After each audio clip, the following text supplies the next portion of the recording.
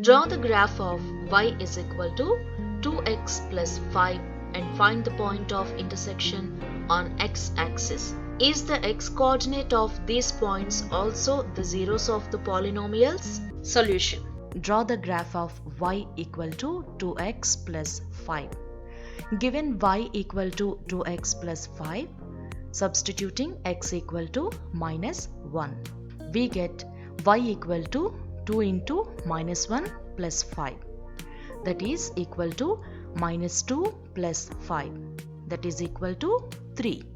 So x comma y is equal to minus 1 comma 3. Similarly, for different values of x, the corresponding values of y are: when x is equal to 0, the value of y will be 5. Then x comma y is 0 comma 5. When x is equal to 1, the value of y will be 7. Then x comma y is 1 comma 7. When x is equal to minus 2, the value of y will be 1. Then x comma y is minus 2 comma 1. When x is equal to minus 3, the value of y will be minus 1. Then x comma y is minus 3 comma minus 1. Now here we have the coordinates of x and y. Let us plot these points on the graph. Here take the scale x-axis, 1 centimeter is equal to 1 unit. And on y-axis, 1 centimeter is equal to 1 unit. Mark the points and join them.